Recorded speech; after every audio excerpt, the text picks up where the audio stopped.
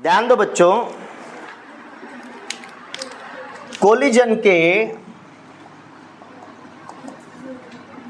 और दो टाइप्स बनाए गए। एक तो टाइप्स किसके बेसिस पे बने? On the basis of change in kinetic energy. एक तो बने on the basis of change in kinetic energy. Okay, कौन कौन से बने थे वो? एक बना था इलास्टिक कोलिजन, एक बना था इन इलास्टिक कोलिजन। राइट, इतना याद है। अब हमने कोलिजन के और दो टाइप बनाए on the basis of line of impact. Okay, on the basis of line of impact, या किताबों में उसको बोला जाता है लाइन ऑफ इम्पल्स। दोनों का मतलब एक ही है। अब किसके सहारे बनाए? On the basis of line of impact या इम्पल्स। तो मान के चलो, लाइन ऑफ इम्पैक्ट है क्या पहले तो समझो। लाइन ऑफ इम्पल्स, मान लो ये बॉडी है और ये बॉडी ऐसा मोशन परफॉर्म कर रही है, सीधी सीधी जा रही है और सीधी सीधी जाके किसी बॉडी को टकरा गई।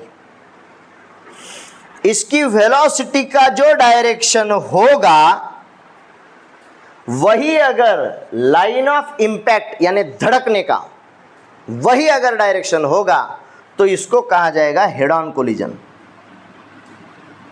क्या कहा जाएगा? या इसी को बोलते हैं डायरेक्ट कोलिजन। बॉडियां डायरेक्ट टकरा रही हैं एक दूसरे को। कोई बॉडी इधर से आई और दोनों बॉडियां एक दूसरे के ऊपर सीधा सीधा टकराई। सीधा सीधा टकरा के फिर बाजू में किधर जाएंगी क्या जाएंगी वो बात अलग, लेकिन सीधा सीधा टकराई तो क्या बोलेंगे? उसको बोलेंगे हेड ऑन कोलिजन। क्या बोलेंगे? हेड ऑन कोलिजन, या बोलेंगे डायरेक्ट कोलिजन। ओके, ठीक है, दिखाई दे रहा है? ध्यान दो, अगर वेलोसिटी का डायरेक्शन बॉडी का ये है मान लो, और दूसरी बॉडी है मान लो यहां पे। ओके, अब जब लाइन ऑफ इंपैक्ट होगा, लाइन ऑफ इंपैक्ट यानी क्या? धड़कने का डायरेक्शन। ओके, ये बॉडी ऐसे जा रही थी, जाते जाते इसने इसका कॉर्नर इसको मारा। क्या सीधा सीधा टकराव? देखो यहां पे जैसे सीधा सीधा टकराव हो रहा था, क्या यहां पे सीधा सीधा टकराव हो रहा है? ये बॉडी ऐसे जा रही है और क्रॉसिंग में जाते जाते ही इसको धक्का देके निकल रही है। बात समझ में आ रही है? इसको बोलते हैं बच्चों ऑब्लिक कोलिजन। क्या बोलते हैं? ऑब्लिक, क्योंकि लाइन ऑफ इंपैक्ट जो है देखो ऑब्लिकली उसको टक्कर दे रहा है, तो इसको क्या बोलेंगे? ऑब्लिक कोलिजन, या इसी को दूसरा नाम है इनडायरेक्ट कोलिजन। क्या बात समझ में आ रही है? आसान है, मामला सीधा साधा है। जब भी बॉडियां सीधी सीधी टकराएं, head on collision.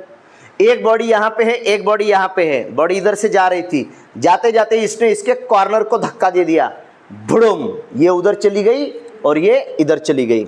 Okay, line of impact और वेलोसिटी का डायरेक्शन अगर अलग अलग है तो उसको बोलेंगे एक तो हेड ऑन कोलिजन या तो बोलेंगे ऑब्लिक कोलिजन। इसमें क्या हो रहा है? इसमें direction of velocity and line of impact दोनों कैसे हैं? सेम है। दोनों भी कैसे हैं? सेम है। इसमें velocity and line of impact कैसे हैं? डिफरेंट हैं। कैसे हैं? डिफरेंट है। क्या बात समझ में आ रही है? जब लाइन ऑफ कांटेक्ट, धड़कने की लाइन और वेलोसिटी की डायरेक्शन सेम हो तो उसको कहेंगे हेड ऑन कोलिजन, और जब धड़कने की लाइन और वेलोसिटी का डायरेक्शन अलग अलग हो तब उसको बोलेंगे ऑब्लिक कोलिजन। बातें क्लियर हैं? 202 टक्का। 100%। कोलिजन के टोटल बनाए हमने 4 टाइप, असल में 2 बने on the basis of change in kinetic energy. अगर काइनेटिक एनर्जी इनिशियल बराबर काइनेटिक एनर्जी फाइनल हो, kinetic energy initial kinetic energy final के बराबर हो तो elastic collision. Kinetic energy initial kinetic energy final के बराबर ना हो तो इन इलास्टिक कोलिजन। अगर लाइन ऑफ इंपैक्ट और वेलोसिटी का डायरेक्शन सेम हो तो उसको बोलेंगे head on collision. Line of impact and velocity का डायरेक्शन सेम ना हो तो उसको बोलेंगे ऑब्लिक कोलिजन या इनडायरेक्ट कोलिजन। और सब कोलिजन में, जितने भी कोलिजन हैं, सब कोलिजन में एक बात तय है, क्या? कि P इनिशियल बराबर P फाइनल, mv इनिशियल बराबर mv फाइनल। इसका मतलब क्या? Linear momentum is conserved. कहां पे? थ्रू आउट, हर जगह पे लीनियर मोमेंटम कंजर्व्ड है। कौन से कोलिजन में? हर कोलिजन में। कोलिजन चाहे कोई भी हो, लीनियर मोमेंटम कैसा है? कंजर्व्ड है। ये तो फिक्स है। अब बदल क्या क्या रहा है? अगर काइनेटिक एनर्जी में चेंजेस हो रहे हैं तो elastic collision, in elastic collision. और अगर लाइन ऑफ इंपैक्ट और वेलोसिटी में चेंजेस हो रहे हैं तो हेड ऑन कोलिजन या फिर ऑब्लिक कोलिजन। बात समझ में आई है? 202%। क्या 100% सही है? उतार लो, उतार इससे।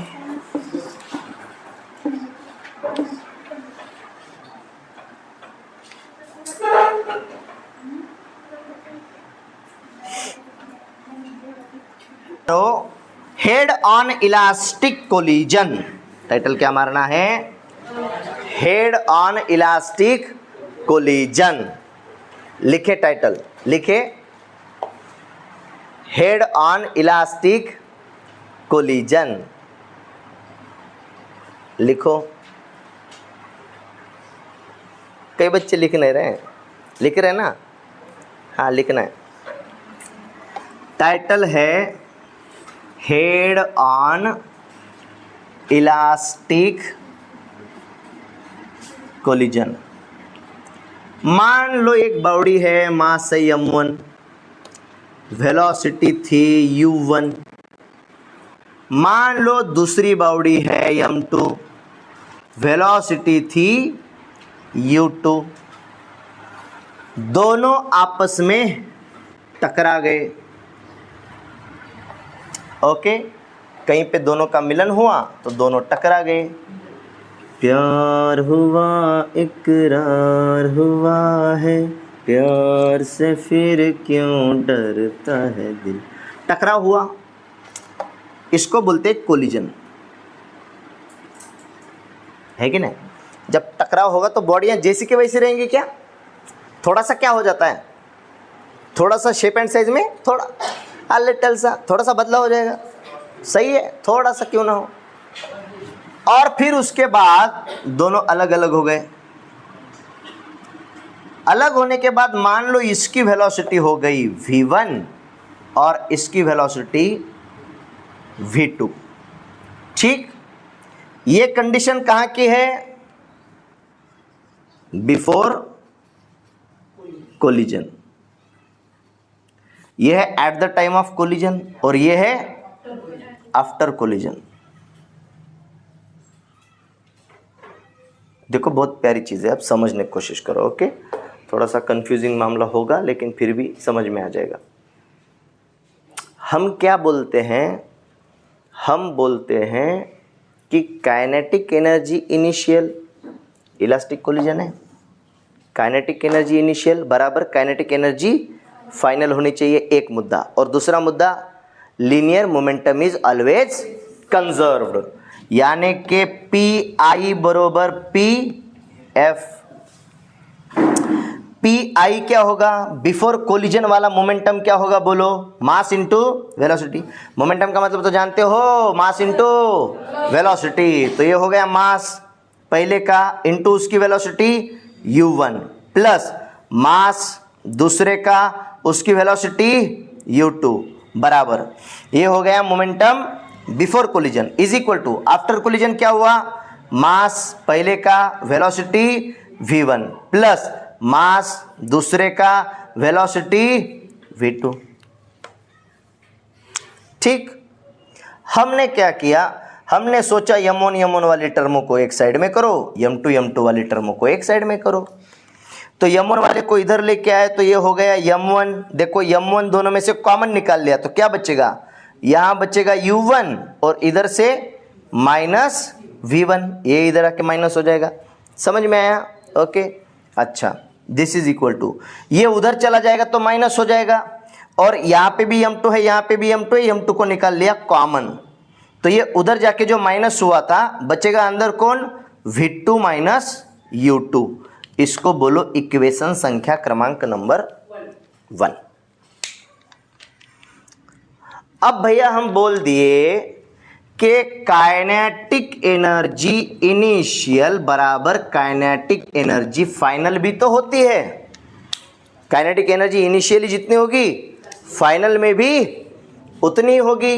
तो काइनेटिक एनर्जी इनिशियल कितनी है, वो होगी हाफ यम पहला पार्टिकल v स्क्वेयर, उसका वेलोसिटी कितना है u1 का स्क्वेयर, प्लस दूसरे का हाफ यम v स्क्वेयर, उसका वेलोसिटी कितना है u2 का स्क्वेयर। ये हो गया initial kinetic energy is equal to, बाद वाला बोलो, दिख रहा है ये, देखो ये हो जाएगा हाफ यम v1 का square, velocity of first particle, second वाले का प्लस हाफ यम v2 का स्क्वेयर।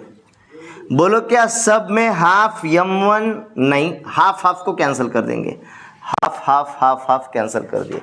क्या ये m2 है बच्चों?